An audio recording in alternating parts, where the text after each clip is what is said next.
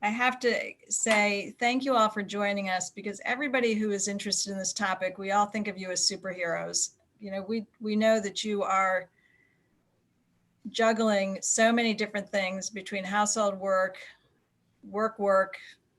schooling now, which is the topic tonight on distance learning, running a household, and having things just constantly added to your list of things to do as we make our way through this unprecedented COVID times. So we appreciate seeing you all. And the goal that we have for these forums that we do is to bring information to our community that we think is timely and is also a hot topic, if you will, which this is right now.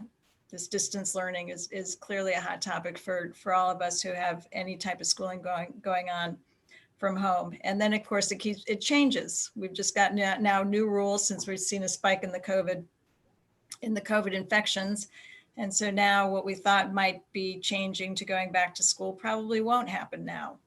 So we are very excited to have Christine St Vil join us tonight, because Christine is a wife of 15 years, homeschooling mom of 3 for 8 years, and an entrepreneur. So she is going to share with us tried and true techniques for working with distance learning. And she's going to give us some resources for parents and caregivers who find themselves in this new position of being educators as well as mothers and CEOs of our household.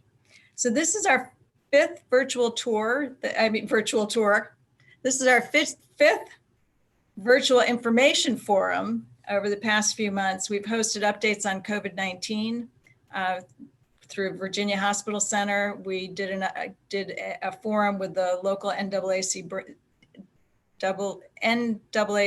branch when we had a lot of the protesting going on. We've done economic updates that also, of course, have a COVID piece to it. And then we just did one on solar power operations and how to bring solar into your household and what those benefits are. So the format that we use is Christine will give us about 15-20 minutes. And what we'd like you to do is just write your questions into the chat. So as she's speaking, if she can incorporate the answers into her comments, then we can make sure that we're really focusing on the topics that you're interested in. And then of course we'll do a Q&A, and feel free to do it through the chat, or take your mute button off and just shout it out, because we like these discussions to be lively, and we like them to be informative and really focused on what you all want to hear about. So let me just give you some more information about Christine. She is the founder of The Social Scoop, where she helps mompreneurs harness the power of social media to start and grow their business and brand. She's been behind the scenes on movies such as Lady and the Tramp on Disney, and interviewed the stars of Black Panther.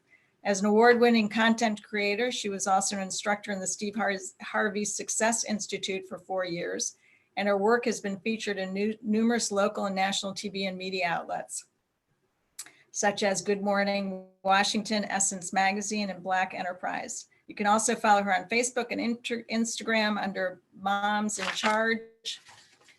And with that, I'm going to turn it over to Christine. Thank you so much, Marybeth.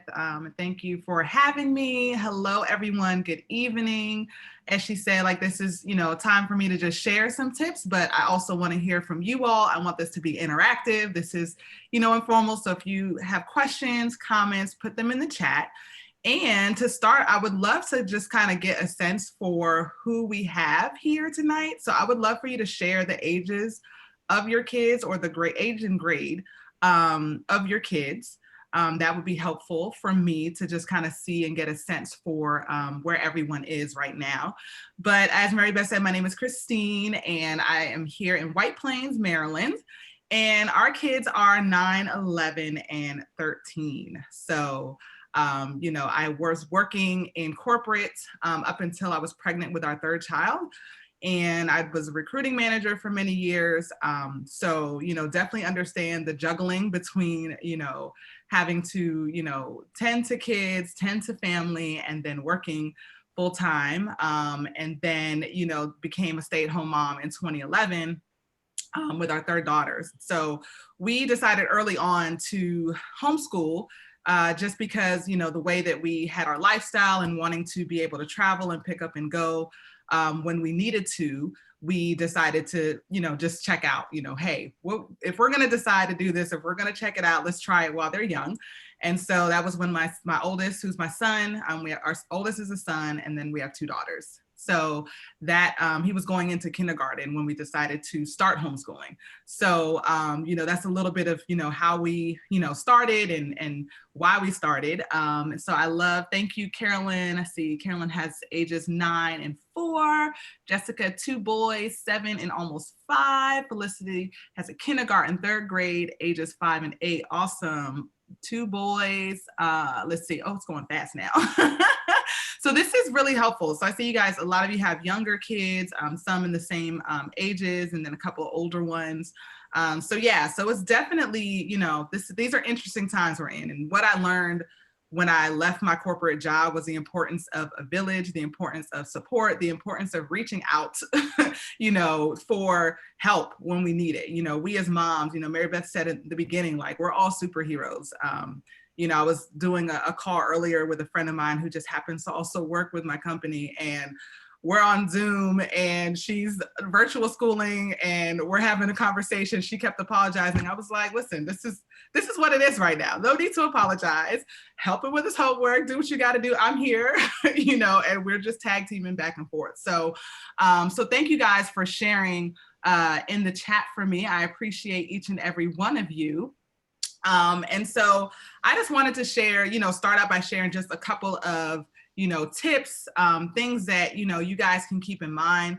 You know, my most important job is being a mom. So, you know, I'm grateful that, you know, I'm able to, you know, have a business that allows me to work from home and allows me to kind of have that flexibility. And I know that's not the case for everyone.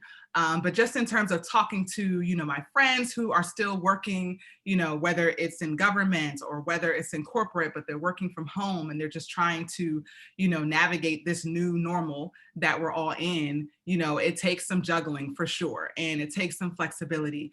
And so we have to figure out, you know, how can we do that? And it looks different for everyone. And I know for me early on, it was definitely a struggle to find that happy place, to figure out what works for me. I think, you know, early on, it was trying to do what everybody else said. Oh, thank you so much, Nicole. Do what everyone else says. And I think, you know, the most important thing is to, you know, let go of the need to be perfect. I think, you know, especially now, it's like, everyone is going through something, right? We're all trying to navigate something new. You know, our kids are trying to figure out what this means, especially if they're younger. It's harder for them to understand, like, why they can't see their friends, why they can't go to their, you know, to their house, why they can't go to school. And so, you know, one of the things, you know, even as a homeschooler, we've been homeschooling, but for our entire homeschool journey, we've always been a part of a community. We've always been a part of a co-op, which basically means that, you know, once a week, our kids would, you know, meet with other homeschool families and take different classes and, you know, do different things. So when everything got shut down, you know, they lost that portion too, right? So, you know, it's been a little bit of, you know, a juggling, you know, aspect, because a lot of those communities, they're not doing, you know, virtual schooling. So we're finding other opportunities, you know, for them to still connect with their friends, to still, you know, do other things. And so, you know, there's a lot of different things you can do. And so for me, you know, one of the things that I always go back to when it comes to, you know, just understanding like this new normal and what's going on is going back to just the need to be perfect. Like as moms, you know, there's so much, you know, mom guilt out there. There's so much, you know, especially with social media, it's easy for you to see what's going on. You know, people post all of the great things, right? But they don't post the behind the scenes. So then it makes you feel like, wait, I'm not doing enough, but you really are. And so give yourself grace for that. You know, and when you see that things are, you know, getting frustrated, either your kids are frustrated, you know, they're going to go through things. And I've learned that too. It's like, we take a break, you know, it's like, okay, well, if this is going on, like I know, you know, the cues, right, of what's going on. And I think that, just understanding like this is a learning curve for all of us. And, once we understand that, like it's easier to kind of let go of the stress because things are going to change from day to day. Technology may not work. They may not get into their class. I had a friend I was talking to the other day and, they're frustrated because the kids can't get on, the teacher's trying to log everybody in. It was a mess, and that's just going to happen.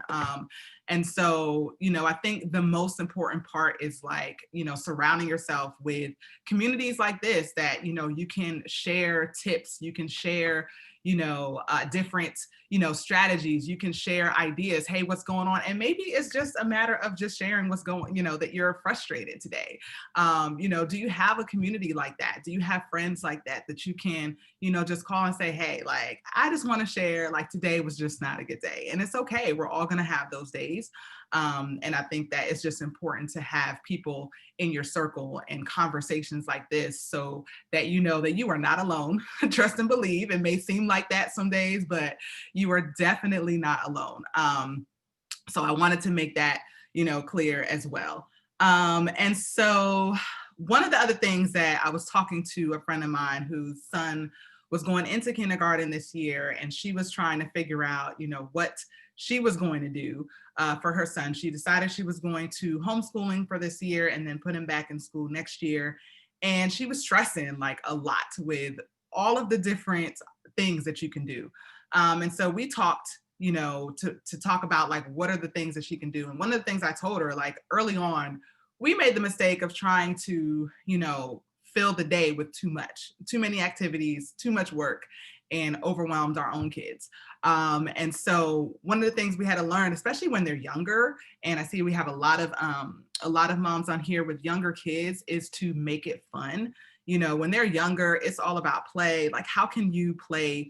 How can you play different things? How can you bring playtime into the learning, right? So, for us, like, especially during this quarantine time, we were like, okay, we're going to have to kind of go old school with the kids, so we started, pulling out all of the board games of kind of getting more, different board games, Uno and things like that they can, Monopoly. What are the things that, we can kind of pull on? So when, they need a break from the traditional schoolwork, it's like we can pull out something that's fun, that they're still learning from, but you still get, that interaction. Monopoly is great especially for younger kids. They got to learn math. They have to understand, what's going on. They're reading as well. So how can you bring some of these things into your environment, into your virtual schooling, to make it fun for them, because for them, if it's fun, they don't feel like it's a chore. They don't feel like they're having to learn. They don't feel like it's pressure. And so one of my friends is a fitness expert, and she created something, over like in the height of everything that's going on. She started teaching virtual classes, and she created something called, it was a Mommy and Me workout, where, we had to spell a word, and each letter of that word, was a workout, was a different workout. So for, my girls, it's like, okay, so spell this word out, whether it's heart or whatever. So we would take their spelling words that they had to do for that week. And we'd be like, okay, now we're doing fitness, but then we're also doing spelling. So how can you, incorporate some of the things that they have to do, if they have to learn their spelling words, how can you make it fun for them to, to make it a game for them so that they can, really find a way to make it fun. And so, my girls, and I'm sure if you have young kids, TikTok is all the rage, right? So, I learned like, okay, we're going to take a dance break. Like, teach me your TikTok dance and we're going to do it together. I have a daughter that sews. And so, it was like, okay, let's find some, different things that you can make as well. My other daughter, when everything shut down, she was in gymnastics, and we found someone online who was teaching, different clinics and things through Zoom. So, it was about how can we make it fun? We found an online program around science that, they can log in and, they can do different STEM projects that, they were doing in the homeschool co-op, but could no longer do, in the co-op setting. So it takes a little bit more of, thinking and trying to be innovative and trying to be creative, but there's something out there for everyone. If that's anything that I've learned, there's something out there for everyone. And you can literally take it and make it work for you. So let me see, I think there was a question. Jessica says, how are some ways I can refocus my second grader when he is screened out and distracted, but supposed to be paying attention to his teacher virtually? That is a great question. So one of the things that we try to do is, even with adults, as adults, we like incentives, right? We like rewards. And so when they're younger, try to think of some ways that you can reward them for staying focused. So if, for example, if he's, not being focused, he's not paying attention, maybe there's a keyword that you can make up to say, hey, don't forget, like, you need 5 more stickers to get that toy. Like, and it could be something from like Five Below, the dollar store, but something small, that they have to earn their way. And to earn their way, there's certain things that they have to do. So for kids, like, they love to see something that they're working towards. My daughter has been asking for an iPad for at least the last 2 years, and she has a business, but then she wasn't consistent with it. And we're like, hey, you have an opportunity to earn this, like to make the money to buy your own iPad, and you're not doing it. And so once we told her that if she, did what she needed to do to actually earn that iPad, she got real serious really quickly and, has been working on a order of 100 scrunchies and doing different things. And she came to us and was like, you know what, I have an idea for a limited edition, mask and scrunchie set for the holidays. And I'm like, oh, like, you're really ready, like, you really want this. So ask them, like, what are some things that they want to work towards, and figure out some ways that you can, reward them with smaller things. And when they're younger, honestly, they'll be happy with stickers, with just the small little toys things. Maybe, they get extra, time watching their favorite show, if they get to a certain, whatever that reward was. I know, when I was younger, we had the sticker chart, right, at school. And so you always wanted to make sure that, you got all your stickers by the end of the week. So when they're younger, like, find some ways that you can actually reward them for paying attention, for doing all their work that they're supposed to be doing, not having to keep following up with them, to do what they're supposed to do, because it puts, the ownership on them. It teaches them accountability. It teaches them responsibility, and if they can't, stick to this, then they're going to see, oh man, like, if I can't do this, then I don't get, this. And so even for me as an adult, I'm like, oh, you mean if I can, if I can reach these goals, like, that means we can go over here, right? So for me, I get excited about incentives and rewards. So, we try to figure out how we can do that even, with our kids. Marybeth said, what do you do when everyone is having a bad day? That is a good question. We have learned to take a break. Sometimes, and we tell our kids, like, especially when they know they have a bad attitude, they're in a bad mood, like, we don't want it to rub on us. Like, I'm big on energy. I'm big on, listen, if you have a bad attitude, like, keep it in your room, count to 10, breathe. And when you're ready, you can come out and talk to us about it, but we don't want it getting on everybody else, right? So if everyone is having a bad day, like, we take a break, and then we find something. Again, like, when we have those little breaks during the day, it's great to have these board games. And I can send you, Marybeth, the list of, old school games that we pulled out and we have been having fun with the last several months. Uno being number one. But we find these, take these games and we, cut away from the electronics and the technology. And we're like, hey, let's sit down and let's play a game. Let's do this, try to take your mind off of it. And then just also understanding that, like, it's probably going to be more so now that they might have attitudes, that they may be more agitated. And I'm trying to understand, like, listen, they're kids, and I can't imagine going through this if I was their age.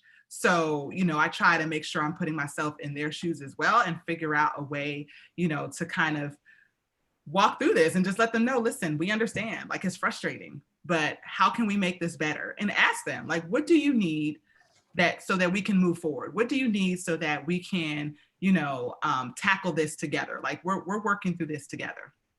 So definitely, you know, figure out a way to do those things. And so the other thing that I would say is, like, one of the conversations that I've had with other moms who are, you know, working full time from home, but, you know, sometimes they're looking for additional resources, right, to be able to help their kids, or just something fun. You know, there's a lot of different resources out there, and I have a whole list of 50 plus resources that I'll share with you guys again.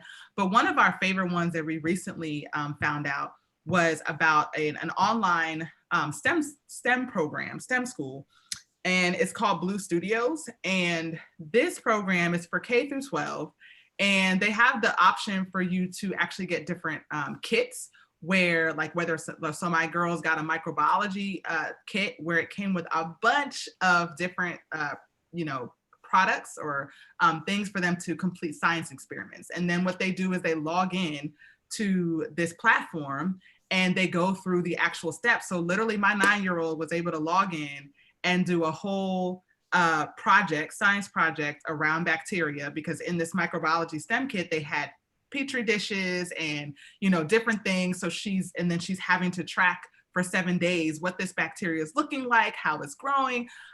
So it's very interactive. And I love the fact that she was able to go in and understood everything that they needed her to do on her own. And so that just speaks to how intuitive it is, how well, you know, the instructors are teaching in that age. And so thank you, Jessica, for putting that in there. But they are amazing. And actually, they just got an opportunity to teach. So my girls have a YouTube channel. My 11-year-old loves editing videos. And so now they have the opportunity that they'll be actually teaching a few video editing classes, intro to video editing classes for kids inside Blue Studios. So it is really an amazing platform. And I mean, they have hundreds of videos, live and recorded videos. And I love it. My son, who's 13, you know, he found music production classes in there. So he does music producing. He's learning about that. He's able to log in on his own again and do things on his own. My 11-year-old loves coding. You know, she was doing another program before, but it kind of got, you know, confusing. And so she found Blue Studios, and now she loves it again, because whatever they're using, it's a lot easier for her to understand and comprehend. So it's called Blue Studios, and Jessica just put the link in the description. So it's bluestudios.io.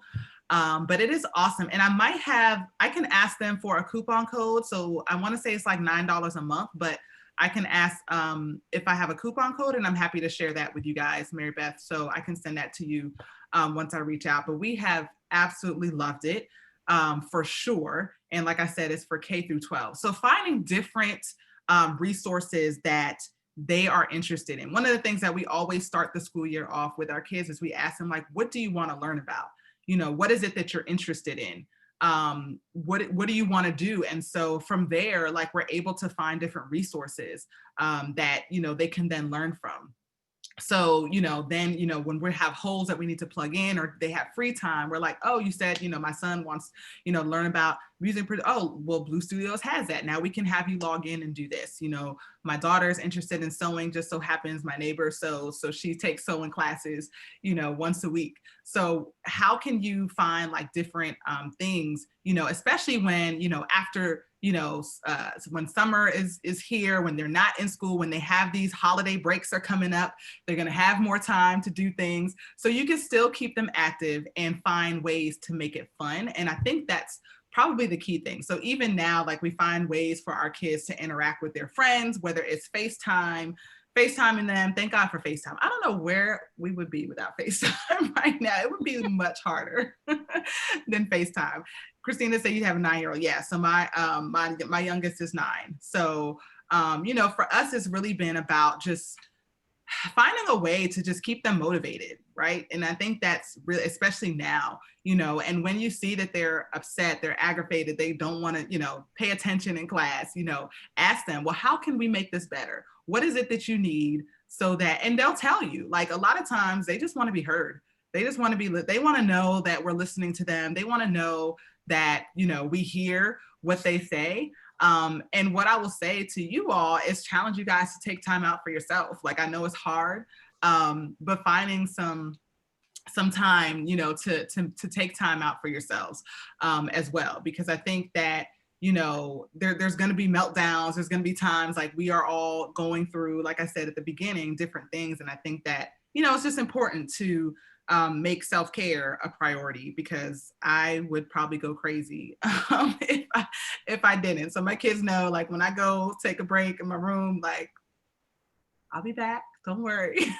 But I need a little bit of time to just breathe a little bit. Recharge, to recharge for sure. Yes. Hey, Christine, so you're a professional. You have your own business as well. So how are you managing schedule with all of the focus that you're giving your kids on the schooling side, and then your business? How are you juggling that? Plus, of course, there's running the household and all the other responsibilities that you have.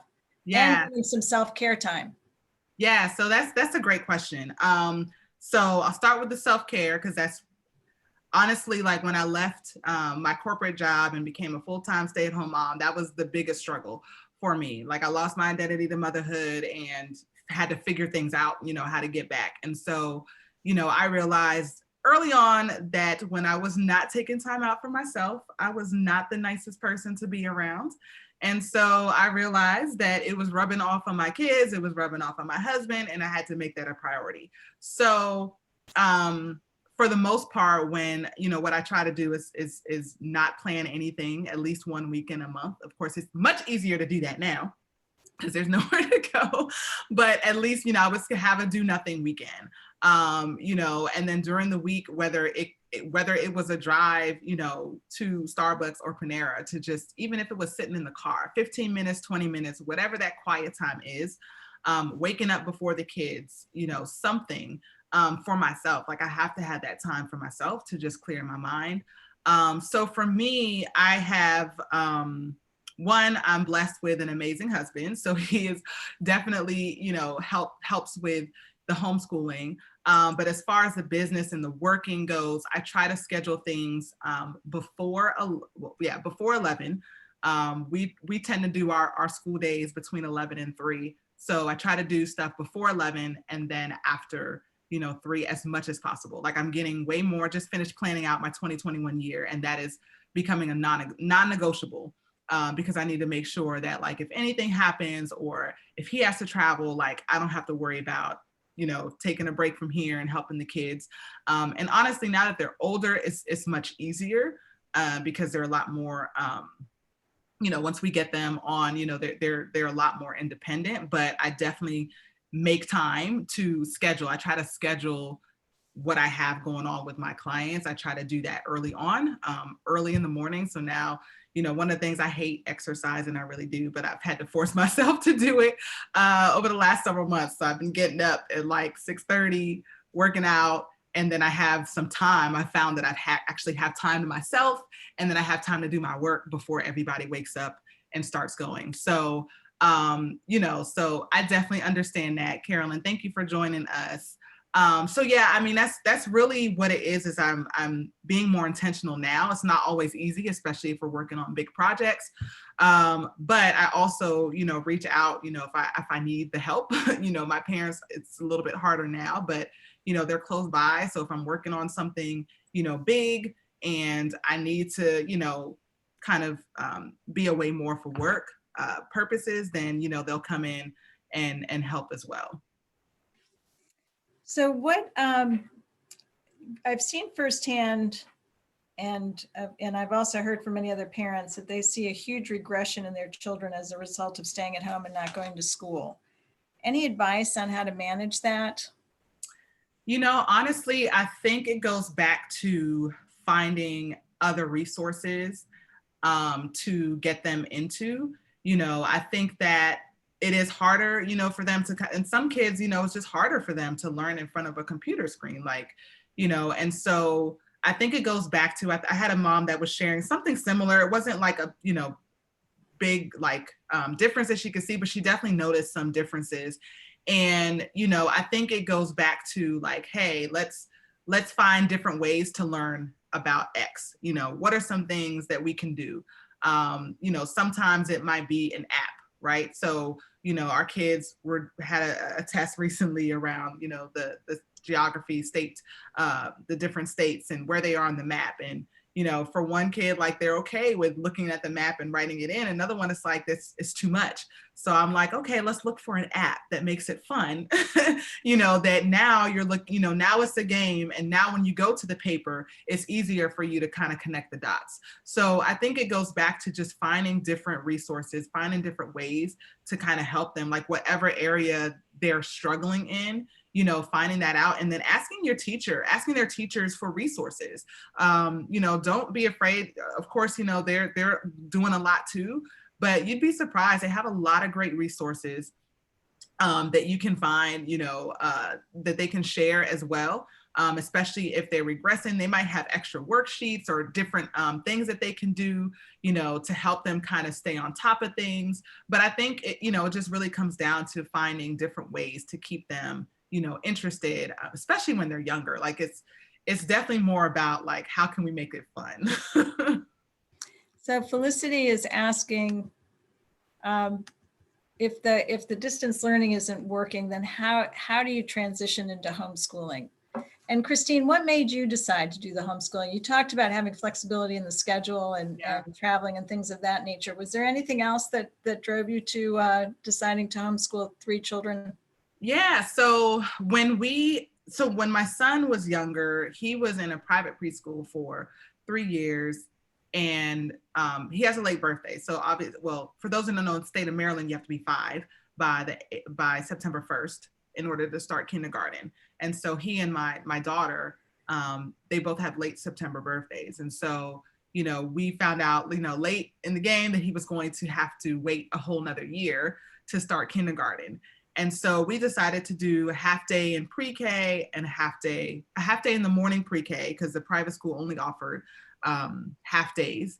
And then we decided we'll do a half day pre-K in the afternoons at the public preschool, get him ready for the following school year. And we were just surprised at like the difference in terms of what they were expected to know and learn in the public preschool. You know, he had been doing those things for the last 2 years in preschool, in the other preschool, in the private preschool he was in. And so, you know, for us, it became, we could probably, you know, help him. And, you know, we just figured we would start and see what happened, not realizing we would still be here, you know, all these years later. But we found that, you know, it works for us. So yeah, I mean, it was definitely a mixture of, we knew that we wanted to be flexible. I was traveling, my husband, you know, had to travel sometimes for work as well.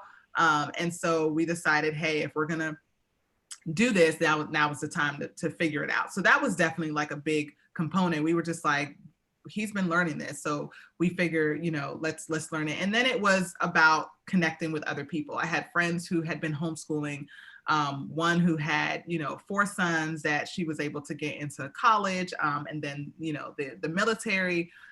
You know, one who was a successful entrepreneur, had 6 kids. And, you know, we went to them and we were like, hey, how did you do this? Tell us what you're doing. You know, if they're doing it, then, you know, clearly it can be done. And so we started with those conversations. So that's a great question. One of the first things that I always tell parents to do, which is what we were told, is to go to hslda.org. It stands for the Homeschool Legal Defense Association. And they have an amazing website with lots of resources. But what it does is it helps you understand what you need to do for your county, your state, in order to start homeschooling. So it's different for counties, sometimes between counties, and then definitely between states. So, you know, the requirements are different. So you have to understand what it is that you have to do. There's a form that you have to fill out to take to, you know, the school to make sure that you inform them of your intent to homeschooling. And so that is where I would definitely start, is hslda.org, is to find out what are the requirements, what do you have to do, and is there a wait period? I have a friend who decided to start homeschooling her middle schooler actually I think in January. So this was before, everything shut down. And in her county, I think she's in Calvert County, Maryland. And in her county, she couldn't do like a right away. So where we are in Charles County, we gave the intent to homeschool and we were able to take him out right away. Whereas with her, she had to wait 2 weeks. I think it was either 2 or 3 weeks. So it definitely depends on your county. So that's where I would start. And then what I would also say, Felicity, since you have younger kids, younger boys, is to, again, just keep in mind, like, this is a time where they learn through play. So, don't feel like you have to have this rigid schedule that is like 9 a.m. to 3 p.m. Like, go with the flow. Like this, they learn so much through play at that age. And, that's one of the things that I'm like, man, like I was doing way too much when they were younger, and I was stressing myself out, when they were younger, only to realize like they don't need all of this. So I would say definitely start with HSLDA. Get into, there's so many Facebook groups. There's probably one for your county. There's one for my county in Charles County. The Charles County Facebook group. So anytime something happens, anytime something changes, if people are talking about portfolio reviews and things like that, they talk about it in those Facebook groups. So search for your county first. There's also a Maryland homeschoolers group. I'm sure there's a Virginia homeschooling group. So, DC is a huge homeschooling population as well. So, look for your county first, and then also look for your state, because those groups have a great wealth of information as well. And so, don't feel like you have to do this alone. If you have questions, like ask the questions, like that's what they're there for. They're a great wealth. When we were doing our co-op, we always they call them the umbrella groups. So we always had the person actually going to the county to show them our portfolio. Because as a homeschooler, you meet with the county either once or twice a year to go through your portfolio. You have to show them that, obviously that you are actually doing what you say you're doing at home. And so last year was our first year doing it, on our own directly with the county, and it was a breeze. So it is it's different for counties. So don't feel overwhelmed, like, oh my gosh, I have to have, like, as long as you, are showing that they are getting continuous, regular homeschooling, then you don't have anything to worry about. Like you show the binder, you show them the work that you're doing. They might ask you questions. A lot of times they'll be excited to see what you have going on. So don't be afraid to ask the questions, especially with your county school board. What does that look like? For us, we know that we get the email in the fall to schedule time. We have to send in, what we plan to do. And then they let us,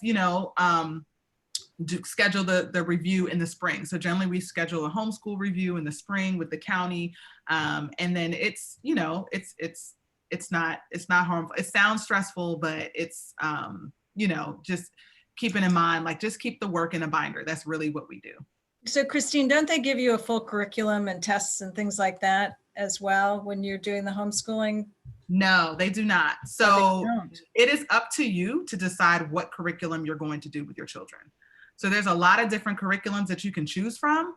And that's why, I say, like, the HSLDA is a great resource. So you can decide to pull, for example, reading and math from this one curriculum, but then I'm going to do STEM, in Blue Studios. So you can decide, like, what your own, you literally can build your own curriculum with homeschooling. Yeah. And that's what makes it, I think a lot of people don't understand. They're like, well, how, because, you see, and even for the people that I know, their kids they tend to advance because you're able to kind of customize what they need for where they are and how they learn.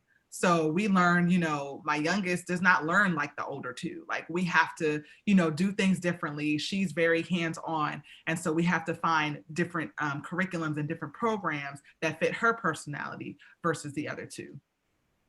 Hey, Christine, it's Jessica. Yeah. When we talk about homeschooling, how is it on a cost basis? Like, financially, now you're not working most of the time because you're homeschooling, but then you're also having to provide all of these materials. So Mhm. how would you, are there other resources out there that can subsidize that? Because I know that's probably something that maybe is an unintended effect. Yeah, so I mean, there's a cost, but I would say that it's reasonable. And like I said, there's also a lot of great resources that are little to no cost. And I think one of them, I want to say, is easy peasy online, especially for the younger kids. And I'll confirm. And again, I have all of these in, you know, an actual list that I can send to you. But you know, you can definitely find a lot of low cost. So last year was the first year that we did an online program. And so for the 3 kids, for an online program, and this online program allowed us to customize not only by age, but also by subject. So for example, if we did a placement test within that thing, so you were asking about tests, Marybeth, we don't have to do or submit tests to the county, but we like to do kind of like a annual, you know, just check in to see where they are so we know what curriculum and what things we need to learn. So there's things that you can do. So this program allowed us to do that. And what it did is we saw, okay, he's probably more like 8th grade, you know, math and science, but he might be 7th grade reading. So it allows us to kind of pick and choose for each subject, like where they are. So yes, I mean, it definitely depends. Like I think for the 3 kids last year, we did like, now is the time, you know, the holidays are the time if you're looking at curriculums, especially now that they're probably going to have the best deals, because we did that last year. And I want to say for the entire year for 3 kids, full curriculum online, we can check their grades, their automatic grades and all of that. I want to say it was just under $500 for all 3 to have access to this program. So Christine, who is setting the standards for the curriculum that you're picking? How do you make sure that at the end of, you know, each year that there's standards that they have to meet, don't they? Standards of learning that they have to meet. So how do you make sure that So I think there's you're picking are complying with the standards? Yeah, so I think there's standards across the board. You know, you can, you know, Google like what my child should know by the end of kindergarten, what all the things my child should know by the end of this grade. And so that gives you at least the baseline for where they should be. And then again, like I said, there's definitely like free assessments that you can actually give them to figure out where they are, right? So we did that earlier and we realized, okay, they're good at certain parts of math, but we got to go back to some of the basic areas that they may have skipped over to really fine tune, because once they get into algebra and these other math, like they're going to need those, you know, details. So I would say to really start there in terms of figuring out, okay, what are they supposed to know by the end of this grade? And give them, you know, like like a free assessment test, and just to see where they are. Just to see what they know, what they don't know, because now you can actually customize whatever you're doing for their curriculum, and you can supplement. So if you see that they're behind in one area, now you can find something that will supplement that to kind of bring them up.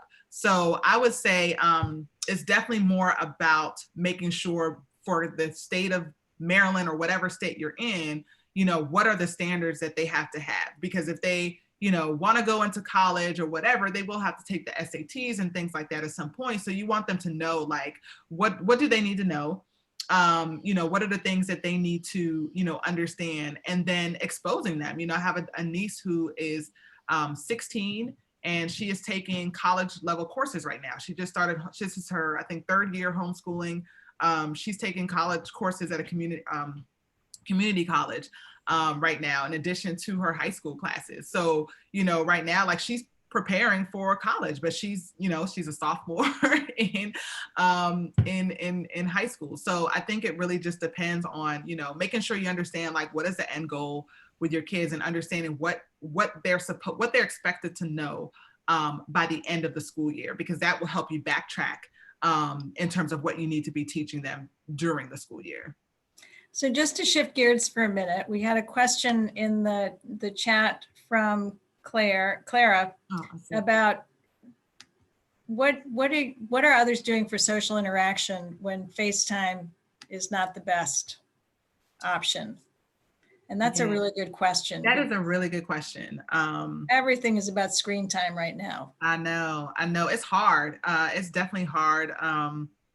You know, I think now, you know, I know parents who have, you know, I think it was, I forgot who was sharing earlier that it's like they have, you know, someone might have been Jessica I was talking to before, that they have friends who are in the same preschool. So they kind of are already around each other.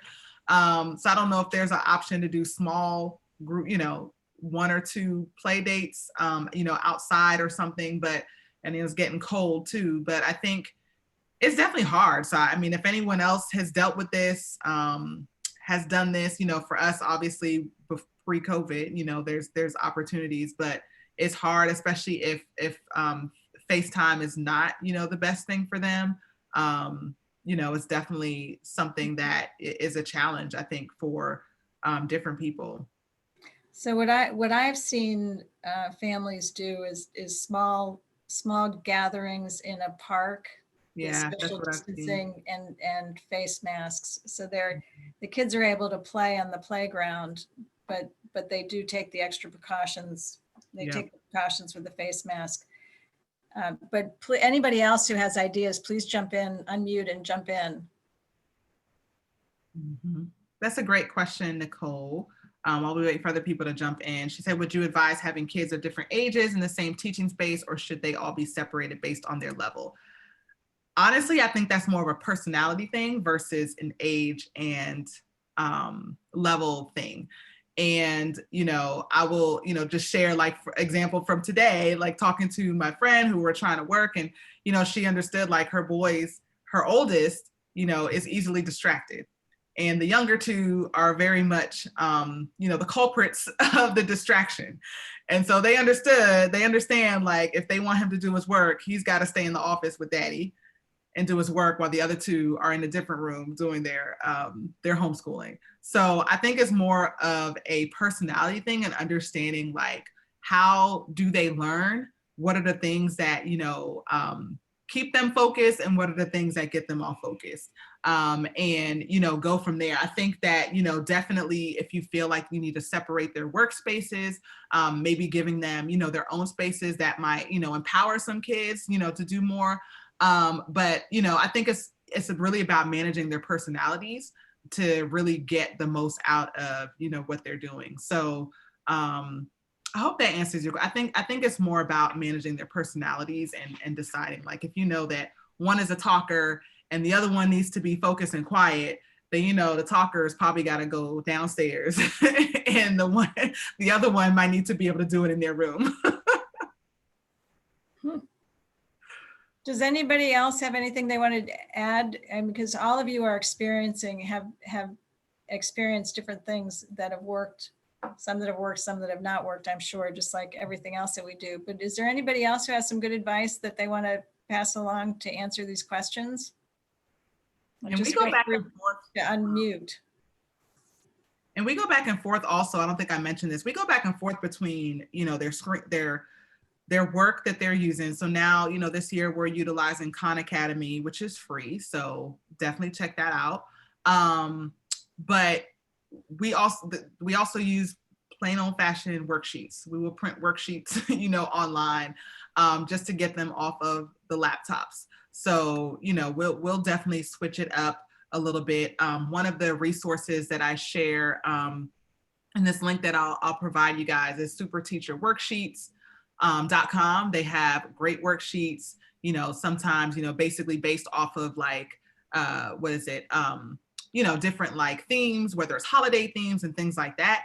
We'll go on there and grab worksheets, you know, on there and print them out, because sometimes they do just need a break and need to get away from the laptop. So honestly, I think the last week we haven't even really had them on the laptop. We've been printing out worksheets for them. Nice. Any other questions? Or anything anyone else wants to share that's been working for you guys? Because I would love to share that with anyone else that I, you know, come in contact with that are having similar challenges as well. I just want to, this is Nicole again. Hi. I just wanted to. Oh, Nicole, you went to mute. Oh, thank you. Yes, so thank you so much, Christine. You've been a big help. I have a 10-year-old that I'm actually thinking about doing the homeschooling because my 14-year-old just came out of middle school. And in my opinion, that 2 years was really a waste of her time and energy. And I think that um, the problem is she was assigned to that school because of the area in which we live in Maryland. And so I really don't want to have the same situation happening twice where I have to double up so much, and it adds so much stress on the kids themselves. Yeah. So thankfully, because she's very intelligent, I was able to get her through that period, but without little effort from her putting in at the school. And in my opinion, she should have been twice as further ahead. Mm. So I don't want the same thing happening to the younger one. And so this forum has been really, really eye-opening for me, and I thank you for that. Oh, thank you for sharing, Nicole. I'm happy. I don't know what county are you in? PG. Okay. My sister and my niece that I was telling you about, she's in PG County. So I'm happy to share resources with you. If you want to get my information from Marybeth, I can, put you in contact with her because she, like I said, my niece is 16 now. So I think this is her 3rd year homeschooling, and she's doing a phenomenal job. She's already she plays softball, and she's on a traveling team, and she's already being recruited by colleges. So she's doing really well. Yeah. Thank you so much. Absolutely. Christine, do you mind putting your email address in the chat, just so in case anybody has any follow-up questions that they think of after we're done? Yep. I'm putting it right now. Because we are all about building community and women helping women. There we go. Thank you. Absolutely. Christine. Any resources that I can help, and if you are looking to homeschool, like, let me know what county you're in, and I'm pretty sure I can find someone in your county in one of the communities I'm in that can help as well. Well, that's great. Well, Christine, thank you so much for imparting so much wisdom so generously to us. We really appreciate it. And thank you all for attending, because I know it takes time out of your evenings after long days. This recording will be available on our website at www.magnificentmanors.com and our YouTube channel in a few days. So we'll make sure that you all know that it's there, because I know some people had to drop off early. Some of you may want to share with other moms who could use this advice and counsel, and dads for that matter. So just to give you a preview of what's coming up next month in December, our next forum is going to be with Alana Andrews. She is a local junior actually in Leesburg in Loudoun County. She is a 2-time author. She's written 2 books. She's a motivational speaker, and she's going to present on creating confidence in yourself. And she's doing this as a 16-year-old junior, already written 2 books and is a motivational speaker, which I find quite astounding, because that's not quite where my head was when I was that age. So what Alana has to offer is beneficial to everyone, but specifically it's going to help those in middle school and high school and even elementary school. So she's got a great program, and she's helped a lot of students as they work their way through the journey of middle school to high school, even elementary school, throughout the school years, when there's a lot of taxing things going on for everybody, and especially now on top of everything else that goes on during those development years. So look for that announcement. We'll send it out through Mona, and of course through our newsletter and our website. And we look forward to seeing everybody at the next event. And thanks again. And thank you, Christine. Thank you guys so much for having me. I appreciate it. And like I said, feel free to reach out if you have any questions at all. Thank you so much. Happy Thanksgiving. Yes. That'll be here before we know it. Thank you. Happy Thanksgiving. Thank you. Good night.